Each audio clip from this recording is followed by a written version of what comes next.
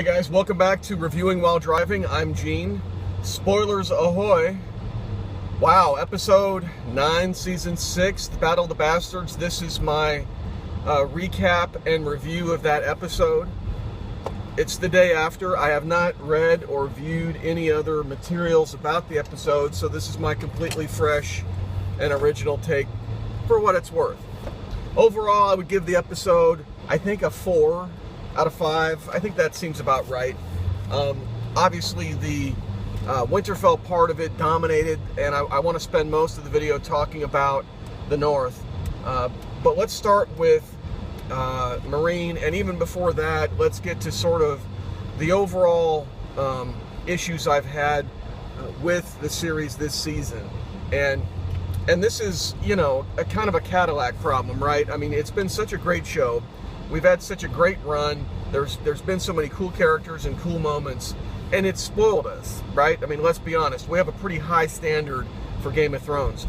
And so far this season, what they've done is they've built on this past backstory with excellent backdrop of the overall overarching plot, with great characters, great casting, great acting, and beautiful cinematography.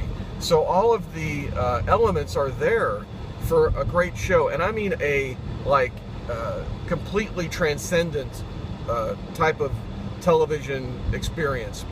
But what suffered is two things primarily. One is the plotting, and the second one would be the dialogue.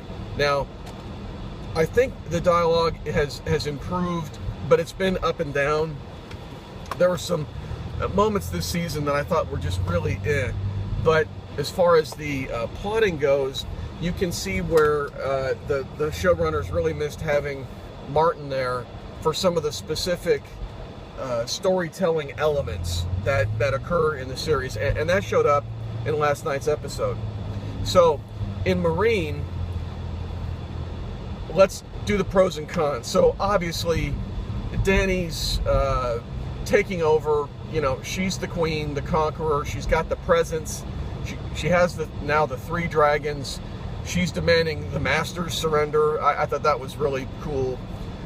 Let loose the dragons, and when the dragons go off on the Masters fleet, and you know, basically Grey Worm says, you know, all you other slave soldiers, you better take off now or you're dead meat, and they lay down arms and woohoo, see ya.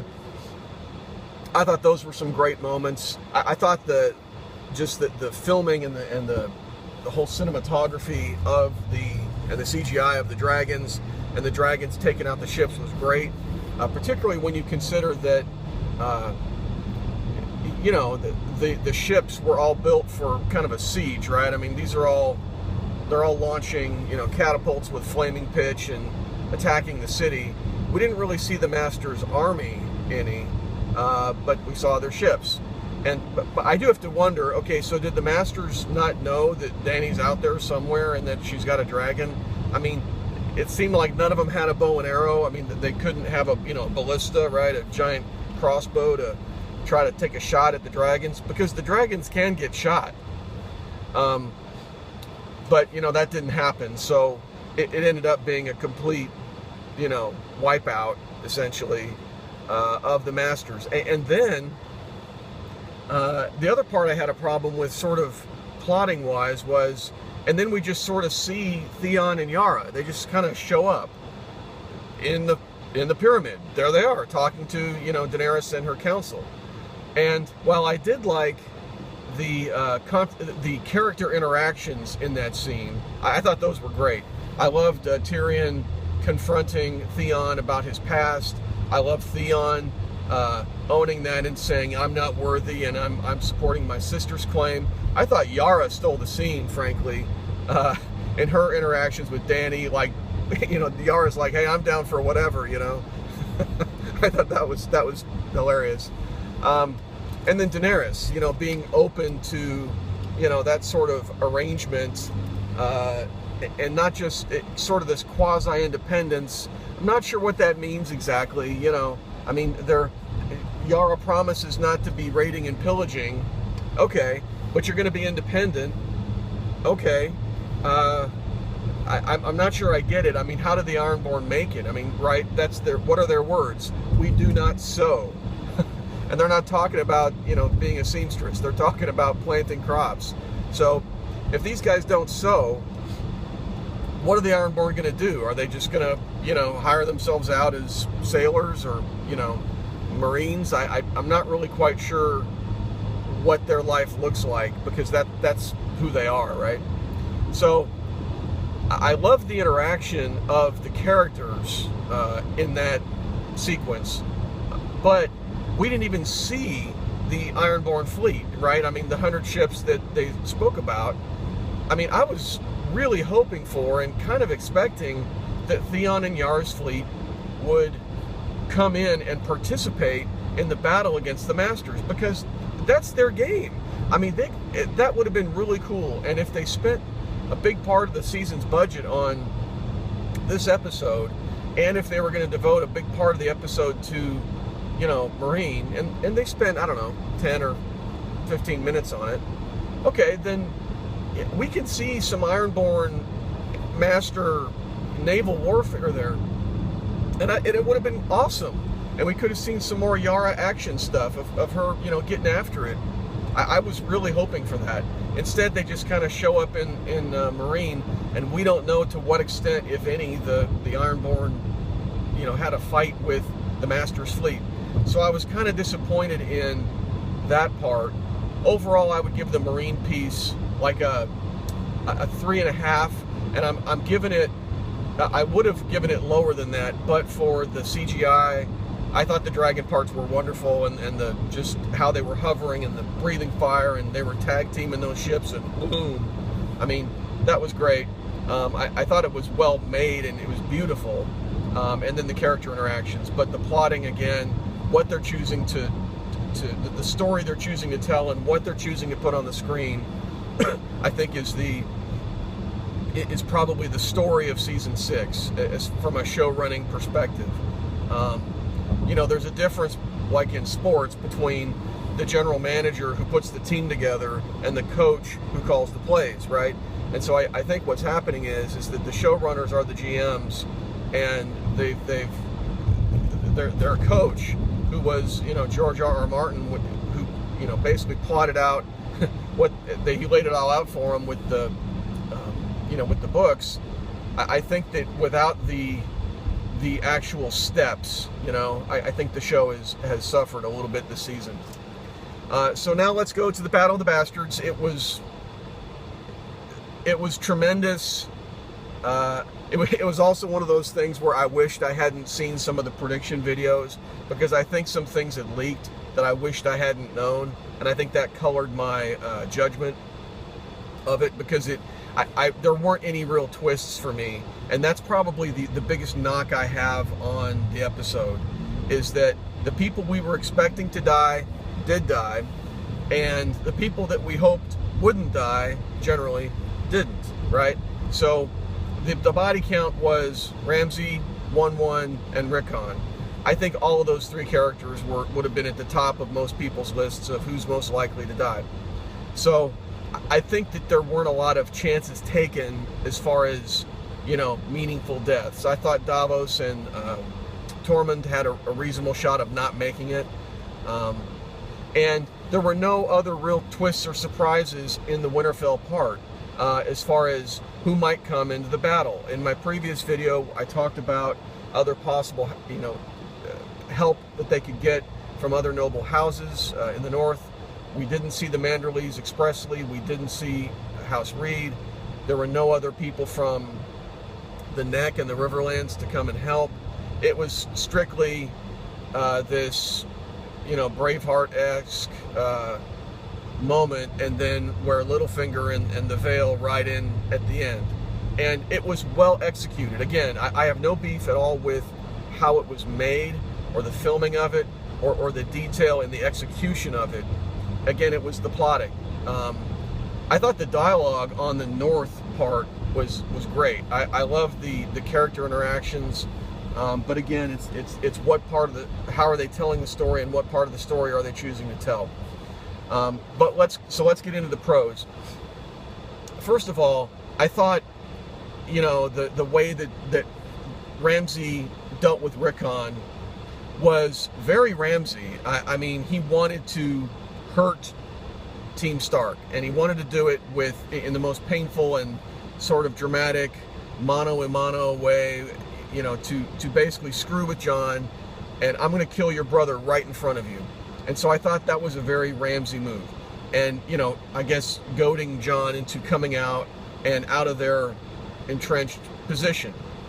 And going to that, I thought that their initial battle tactics of, staying in formation were probably not horrible, making Ramsay's army come to him. I think that tactic had some promise, although I still think that what ended up happening at the end of the battle still would have happened. The encirclement, the pushing in, all that part still would have occurred even if they had maintained position. So I thought that the whole Ramsay decision to, kill Rickon in the open, draw Jon out, made a lot of sense from Ramsay's perspective. A couple moments in there, I was looking at my wife and saying, "Oh my God, is Ramsay really shooting into his own troops?" And it looks like it. So here's all of Ramsay's infantry hanging back, while his cavalry charges, and there's this big cavalry fight in the middle of the field, and and he's firing arrows into his own forces. And I don't know, what the disposition of the troop strength was, but the Boltons had at least as much cavalry. And so for Ramsay just to keep firing arrows, and Davos is like, "Whoa, hold up, we don't want to shoot our own troops," Ramsay's still firing away. I thought if I was on Team Ramsay, I'd be like, okay, I'm not so sure about this. I thought that was a strange decision. I mean, and the fact that decision had no repercussions was a little weird to me. I thought, okay, if he's going to do that and be Mr. Sadistic, I don't care, I'm going to kill my own troops type of guy, I'm not so sure if I'm the Glovers, right, who said, "Yeah, for the North, and we own the North," and they rush into battle. I'm not so sure that, if I was them, I'd be so keen into getting into melee combat, knowing that, Ramsay's just going to keep shooting us in the back because he's trying to kill everybody. I thought that was a little off as far as either as a strategy or a tactic rather, and then also what that does to the rest of your troops, right? And it's dramatic. Obviously, Jon charges up. The cavalry comes in. I thought the battle sequences from Jon's point of view were wonderful. The fighting, the chaos, how it had a lot of Private Ryan feel to it to me, where he picks up a guy, and the guy gets shot in the face right next to him. How he was just fortunate. An arrow fusillade comes down. He's missed. Just the randomness and sort of the horrors of war, the whole Jon point of view stuff. He's exhausted. He's in a whole nother state of mind in the whole battle. I thought that part of it was wonderful, and I thought Kit Harington did an excellent job at conveying that sort of overwhelmed, otherworldly, just kind of focus. I mean, I talk about sports some. It seems like that was sort of his, in the moment, he's playing the game like in sports, and he's in that zone. He's not thinking about anything else. It's just literally 1 second to the next. I thought that the whole sequence of him in the fight was incredible. And I really thought that they did the whole shield wall thing, the encirclement and pushing them back. I thought they handled that excellently. I thought that was really well made and believable. I couldn't get over how strong that was made and how it was filmed. And I thought that the response of the Wildlings and Team Stark to that was very understandable. I mean, they kind of you fall back because you have to, and then they stab forward from behind the shield wall with their pikes. A very effective strategy. And really, like I said in my other video, 1-1 is really the best anti-shield wall force they had. And I was just impressed that 1-1 made it. He lived through that entire open field battle. I thought for sure he was dead meat with all the pikes, you know. But 1-1 was a wrecking crew. We just needed, you know, more of him, right? But I thought that whole scene was really well filmed. I thought for sure Tormund was dead. I really thought Tormund was going to die about twice during this episode. Once when he got stabbed with the pikes, and then the other when he's up against, I believe that was Small John Umber. Oh, and I misspoke earlier. I said Glover, I meant Umber.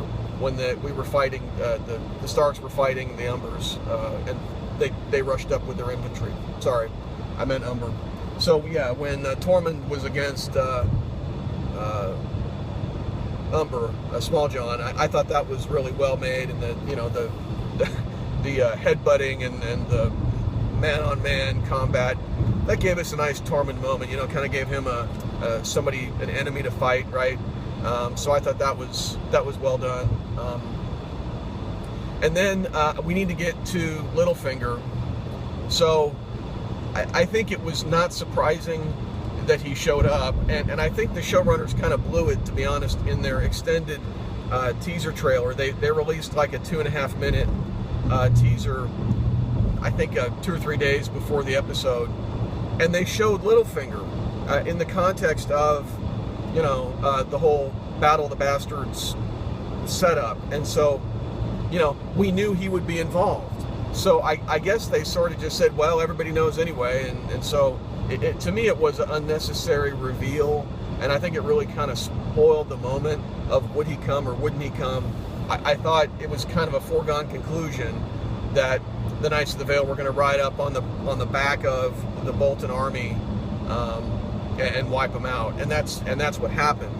Now we still don't know some of the burning questions, like, you know, why did they come? What did Sansa have to promise Littlefinger? Now there was some of that in the preview, a little bit. We'll find out. I think my prediction might have been right, that she had to promise him.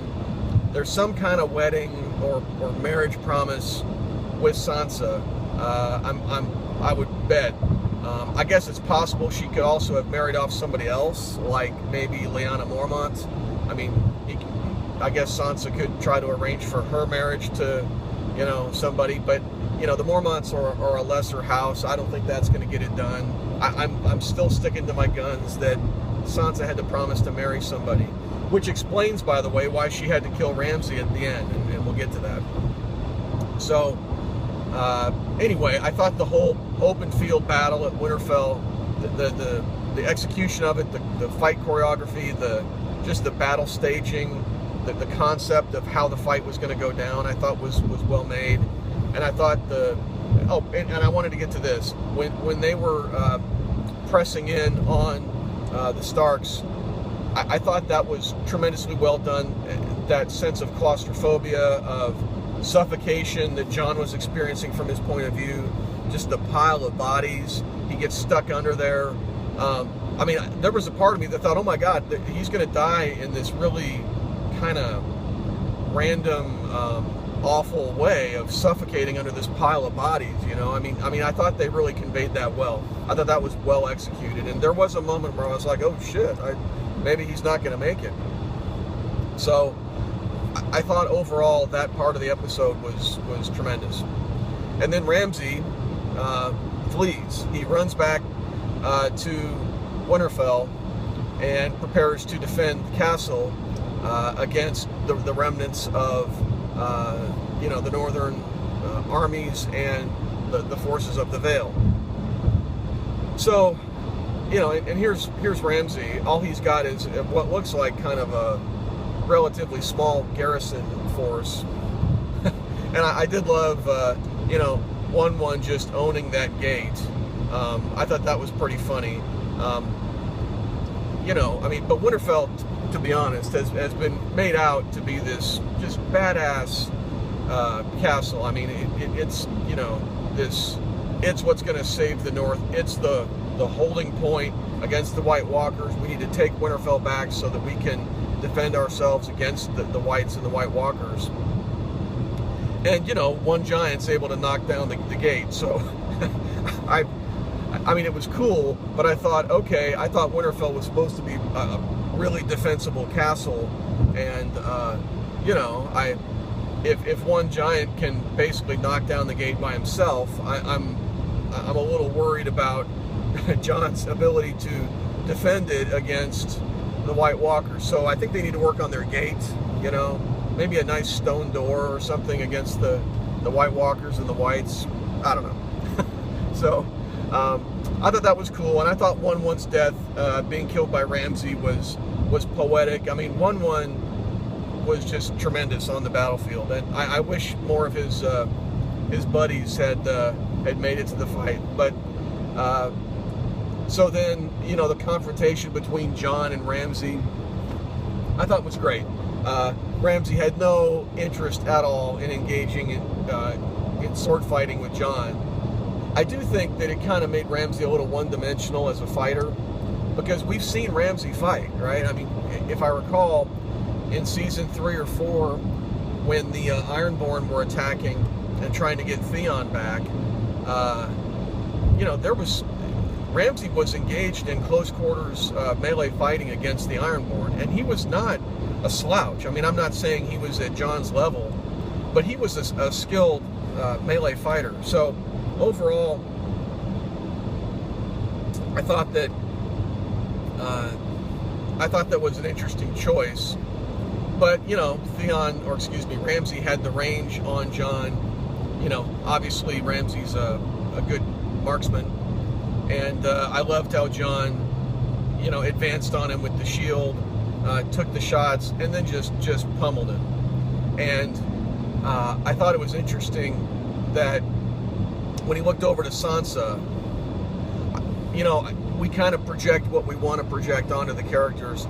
In Jon's case, I think what was going on there was that he either was saving Ramsay for Sansa, or he was embarrassed to be so savage and brutal in front of her, like he was going to kill Ramsay with his bare hands.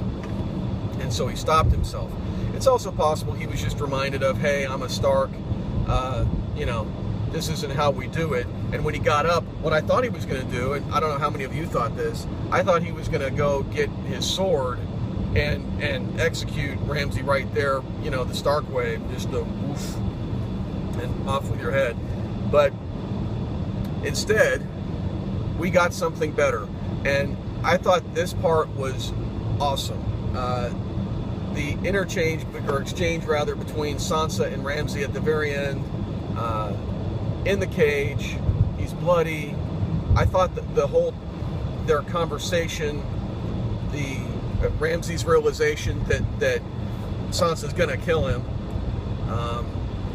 the way that it was handled, and the way that Sansa didn't look away when she let the dogs out, and the way they executed the dog sequence, the Mastiff, and I think the dog might have been CGI. I'm not sure. I thought that was really well made in the dark. You couldn't really tell. There were obviously multiple dogs just from the barking, right? But I thought that whole sequence was just tremendous. Sansa being stone cold, making him feel it, and then, you know, kind of in the Ned Stark and Robb Stark way, you know, the one who pronounces the sentence should swing the sword. Well, she didn't swing the sword, but she was the one who made it happen. And I thought that she showed a lot of Catelyn Stark right there, to be honest. I thought that was a cat move. I could totally see her doing it that way and watching in a very grim fashion. So I think that Sansa's evolution was very apparent in this episode by her decisions. She, again, playing the Game of Thrones, she gets help. That help turns out to be critical in winning the battle. Without that, the Starks lose. Sansa deals with her enemy and destroys him. That's playing the Game of Thrones. So I'm very happy for the way that whole thing wrapped up. I thought they handled Ramsay's death really well. It's a memorable death, right up there with the Purple Wedding. I think in some ways better. Although the Purple Wedding, just watching Joffrey choke was just so uncomfortable. I mean, it made you feel empathetic for him, actually, or sympathetic. that he was going through that. With Ramsay, though, being killed by his own dogs, I have no complaints with that. A few other subtle things were happening, I think, that they were making setup for during that episode also, with sort of what would happen after. So I want to kind of get into that a little bit. So now that they're in Winterfell, there is sort of this what's next thing. We haven't seen Littlefinger yet. I'm assuming that, you know, they're gonna have a conversation next episode about, okay, what was the price to be paid for my help? You know, they got up there somehow and rendered this aid. I think that's important. We still have all the you know, Tower of Joy, Jon's heritage questions to be answered, and this is, they hinted at that, I think, indirectly when they brought Rickon's body into the courtyard, right? And they said, okay, well, I want him buried in the crypt. So if you remember, the series goes back to the crypt every time they get into something involving Ned and Lyanna. And that goes all the way back to season 1, when, I think the first episode, when Robert says, I want to go down to the crypt and pay my respects. So they're making that callback to the crypt when they say, let's take Rickon down to the crypt. So I have a strong suspicion next episode that either Howland Reed or Bran are somehow going to communicate to Jon directly or through Greenside, whatever, that somehow that Lyanna is his mother, and sort of convey the Tower of Joy thing. I don't know if Bran shows up. I don't know if Howland Reed shows up. I think that would be a really good idea, because we've seen young Howland Reed now, but we haven't met old Howland Reed. Perhaps there's a Reed reunion where Mira and Howland and Bran all come to Winterfell. That would be awesome. I'm not expecting that, but I think that would be cool. So, but anyway, I think Rickon's death is going to kind of rebound back onto Jon and his heritage. So I'm really looking forward to seeing how that plays out. And, you know, next episode we're going to have, we have a lot of loose ends. It's the finale, right? We have a lot of stuff to deal with, but for this episode, I thought they got great resolution on two of the biggest storylines, which was, you know, getting rid of the Boltons and their house being extinguished, right, as Sansa said. I mean, we have lost now the Baratheons, the Boltons. I mean, some of these houses are gone, as far as we know. I mean, there might be some cousins or whatever, but, you know, the houses are not the same. So, anyway, so the Winterfell story, I think, is pretty well put to bed. And hopefully next time, in the opening credits, there'll be the direwolf on Winterfell, right, instead of the freaking flayed man symbol. You know, so I will cheer loudly next time on the opening credits to see that. So I thought they wrapped that part of the series up well. I thought that the Marine part, I think, you know, finally we're getting some movement on Daenerys, right? So she's got her army all in one place. I mean, even the Dothraki showed up at the end to take out the Sons of the Harpy, right? So I think that Daenerys has all her troops together. She's got some of her own ships. She's got the ships of the Ironborn.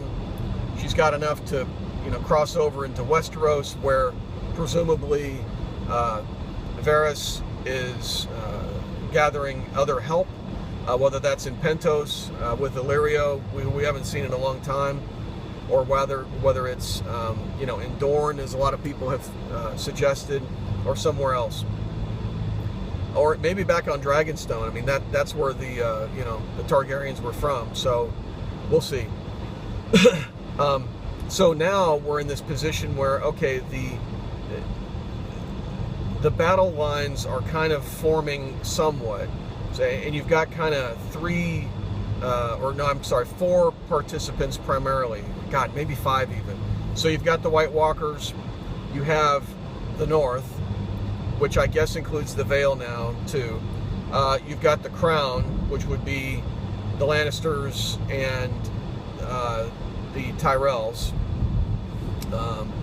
Then I guess you have Euron Greyjoy and his, fleet that he's building, and then you have Daenerys. And so I think those are the main players right now that are left as far as major forces that can get something done. And so we have individual characters that we need to check back with, that need to be checked back with in the finale. We got to kind of position everybody for next season and set the table for all those confrontations. And there are a couple things that are still sort of hanging out there for this season that need to be resolved. Notably, they're in King's Landing with Cersei. So I think that's probably the biggest unresolved season 6 plot that's still out there, is what happens to Cersei and Loras, and Marjorie's plan to work with the High Septon and try to wrest power, get herself out of trouble and wrest power away from Cersei. So we'll kind of see how that plays out. I'm curious. We have individual stories, like I said, we have to get back to. We need to find out what happens to the Hound and the Brotherhood Without Banners. Arya, she's coming back. Where is she going back to?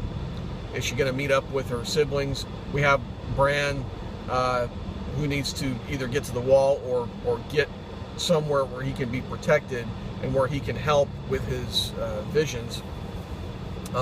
We still have the Sam and Gilly storyline. I have a feeling that Sam's going to be very important in dealing with the White Walkers. I mean, he's in Old Town, the seat of knowledge. I mean, I think that him becoming a maester, or even a part maester, is really going to be key in the resolution and sort of decisions that the good guys make in the story. Plus, he's got the Valyrian steel sword, right, that he stole from his dad. We need to hear what happened to Jorah in the Grayscale. Go find me a cure. I order you to. I command you to heal yourself and come back to me, right? So we got to find out what happens to, Sir Friendzone.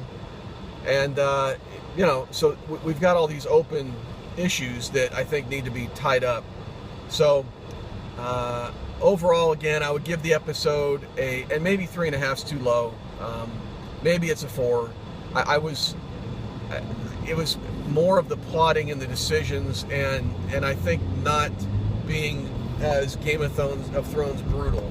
And just to wrap it up, I think that if George R.R. Martin had already written this book, I think that in that battle, particularly of Winterfell, not the Marine battle, but in the Winterfell battle, I think that more important characters would have died. I think that there would have been a different sources of help coming to the Battle of Winterfell instead of Littlefinger. I think they kind of consolidated and said, okay, he's going to be the rescuing force. So again, well shot, well acted. Beautiful episode. I love the siege of Meereen and that whole CGI scene with the pyramid and then the flaming, pitch being cast into the city. I thought it was great. Just beautiful, and the dragons, just well shot. But I think, again, just like the sports team, I think the general managers of the showrunners need to go ahead and get a story person in there who can really connect the dots and show compelling stories and make good decisions about what is being shown and what is not being shown, which has been a real problem this season, with the off-screen deaths, sort of like I was saying before, Theon and Yara just sort of showing up in the pyramid and talking with Daenerys. I thought that was weird. So overall, 3.5 to 4-ish.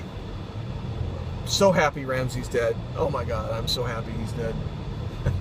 And, Jon is now even more solidified as this heroic figure. And, he has earned now the mantle of whatever Ned was or Robb was. He's got it. And so I think the North is now going to unite behind him and Sansa.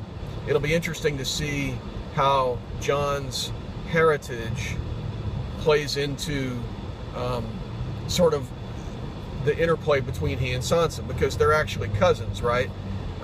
If he's Lyanna's son, then he and Sansa are cousins, and he's not her bastard half-brother. I don't know that it makes a big difference. He's still, in the Stark family tree, just in a different way. But I do think that Sansa is, obviously the proper leader, at least until Bran shows up. And I should mention that may be why Bran never comes to Winterfell, because once he shows up and announces that he's alive, he's now Lord Stark, because he's the oldest living son. So I think that if either he wants Sansa to stay in charge, or if the showrunners want Sansa to stay in charge, then Bran needs to stay the hell away and not make a claim. He needs to just do his thing as the new three-eyed raven, and let Sansa rule Winterfell. So tell me what you think.